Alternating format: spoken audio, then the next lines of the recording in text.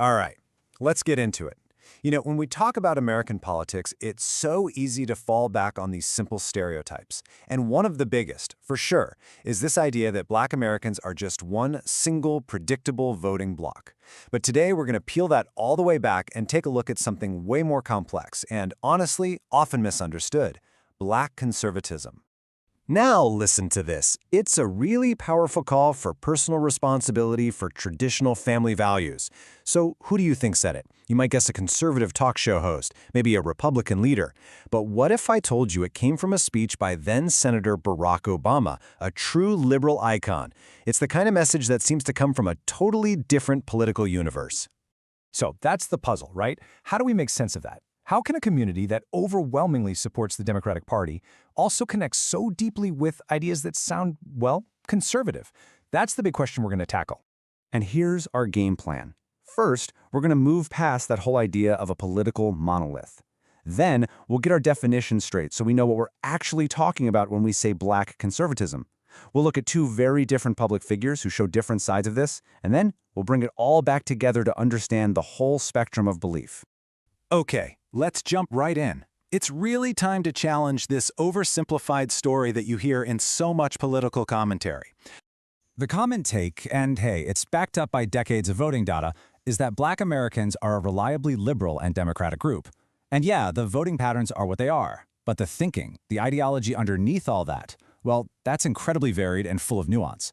That complexity is what we're digging into today. To really get this, we can't just throw the word conservative around. We actually need a better framework, a way to understand its different flavors inside the Black community. And for that, we're going to turn to the work of scholars like Professor Angela K. Lewis. Her research gives us a really powerful lens to make sense of all this, to move beyond just the media soundbites and get a more structured understanding. And here it is. This is the key distinction that unlocks everything. On one side, you have Black conservatives. These are the high-profile folks, the intellectuals, the politicians, who are publicly and proudly aligned with the conservative movement. But on the other side, there's a much, much larger group: conservative Blacks. These are people who might have very conservative views on social issues or religion, but they don't necessarily vote Republican or identify with the party's platform. So let's look at an example of that first group, the public, card-carrying Black conservative who works in the political world. And here you have Dr. Ben Carson. I mean, wow. This statement is incredibly provocative, and it's 100% partisan. It is a perfect example of a political conservative making a point that lines up exactly with party talking points and framing the debate in the most extreme way possible. Dr. Carson's worldview is pretty clear here. He argued Obamacare was like slavery because, in his view, it makes people dependent on the government. He saw the VA scandal not just as a failure, but as a gift from God, because he felt it proved how big government just doesn't work. And when it came to foreign policy, he saw the Bergdahl-Prisoner swap as setting a dangerous precedent. These are all positions straight from the modern Republican Party playbook. Okay, now let's pivot and look at this from a totally different angle. Here's a public figure whose views on race are deeply conservative, but not really tied to one political party. This is, of course, the actor Morgan Freeman in a very famous interview.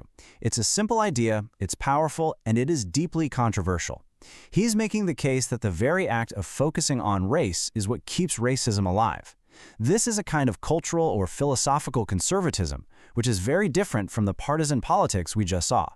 And Freeman's views create this really consistent contrarian worldview. He calls Black History Month an insult. Why? Because he sees Black history as simply American history, not something to be boxed into one month. He feels the same way about the term African American. He basically rejects the idea that race is the main thing holding people back today and argues that it's all about individual drive. The point is, his conservatism is all about individualism, about moving past race, not about party politics. So we have the political conservative on one side and the cultural contrarian on the other.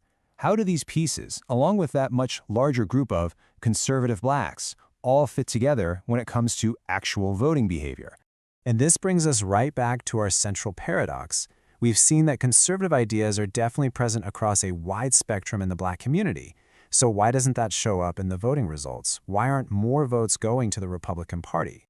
Well, the most accepted answer from political scientists comes down to a concept called linked fate. It's this belief that what happens to the group, to the race as a whole, will ultimately affect you as an individual. So when it's time to cast a vote, this feeling of a collective destiny, of a shared experience, it can become the single most powerful factor, and it often outweighs how someone feels about one specific issue.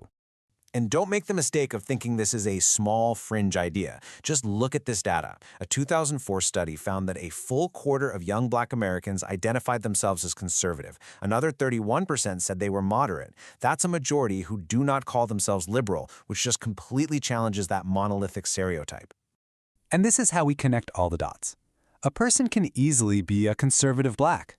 Maybe they're deeply religious, believe in traditional family values, they're skeptical of big government, but when they step into the voting booth, they choose the party that they believe best represents the interests of the group.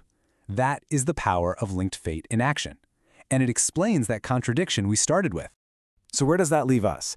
As the country continues to change, as demographics and society keep shifting, the really big question is, will this dynamic hold? Will new generations start to express their conservative views differently at the ballot box? Or is the idea of linked fate, something that was forged over centuries of shared history, just an unbreakable bond that will keep shaping American politics for the foreseeable future?